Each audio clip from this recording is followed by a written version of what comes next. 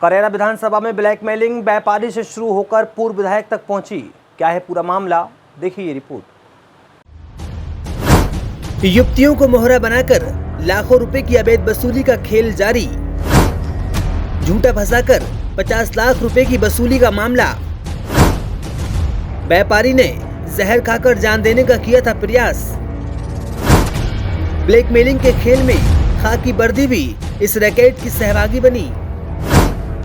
Audio में अवैध कारोबार उजागर होने के बाद भी कार्यवाही शून्य। शिवपुरी जिले की करेरा विधानसभा में पिछले कुछ दिनों से एक रैकेट सक्रिय है जो पैसे वालों को अपना शिकार बना रहा है। करेरा के चिंटू से शुरू हुआ ये खेल पूर्व विधायक के पुत्र तक पहुंच गया।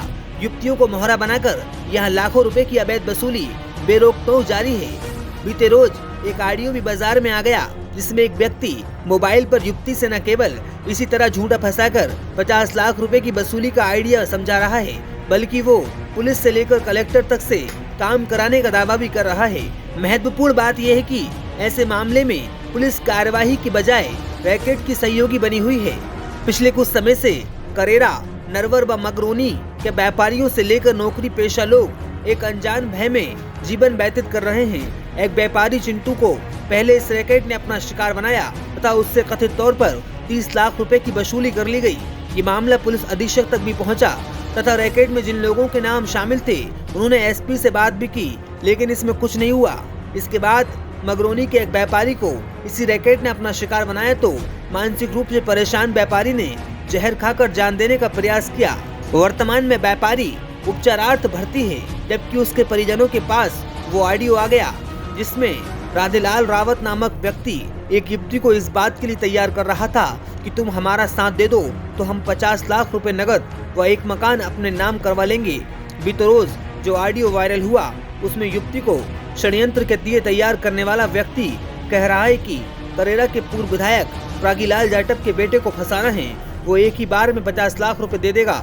इतना ही नहीं, वो उस युवती को हसीन सपने दिखाता हुआ बोल रहा है कि ये गेम डाल दो फिर अपनी जिंदगी भर ऐश करो, क्योंकि आज के दौर में पैसे के बिना कुछ नहीं होता।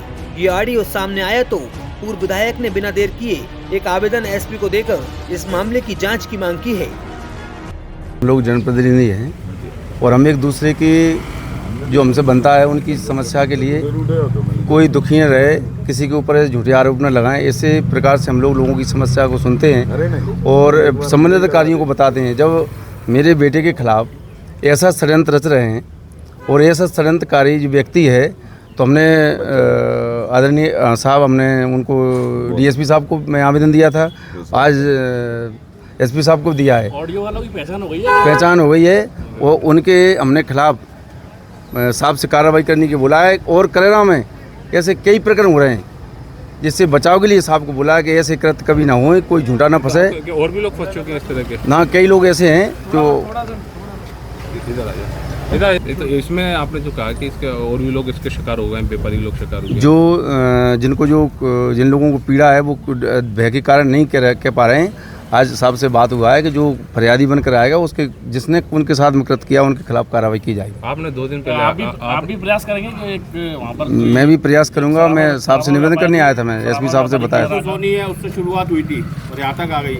वो यही साहब को बता दिया है कि जिन लोगों ने जिनके साथ में जो ऐसा हुआ है उनके खिलाफ कार्रवाई होनी चाहिए। आपने 2 दिन पहले आवेदन दिया था यहाँ के और 2 दिन बाद आप फिर आए, तो आप जब पूर्व विधायक हैं, कांग्रेस के वरिष्ठ नेता भी हैं, जब आप 2 दिन बाद तक आपकी एफआईआर नहीं, आपको लगता है कि पुलिस नहीं उसमें जांच के लिए बोल दिया था उन्होंने, डीएसपी साहब ने कि जांच कराएंगे। तो आज मैंने फाइनल कर दिया कि आप आज कर पुख्ता सबूत था, ऑडियो था, आपको मालूम था, क्या बोलते हैं कि वो आरोपी यही है, उसके बाद भी इसमें ऐसी क्या जांच हो रही थी कि मतलब वो तो उसकी आवाज़ पहचानने के लिए, वो हमको भी पता नहीं था, बाद में हमको पता पड़ा। आवाज़ तो इस तरीके से पहचानते ही नहीं है। आज साहब ने बता दिया है, एसपी साहब ने, उनके संज्ञान में भी आ गया और हमारे संज्ञान में भी आ गया। करेरा में जो पुलिस है वो इस तरह के मामलों पे क्या ध्यान नहीं दे रही है?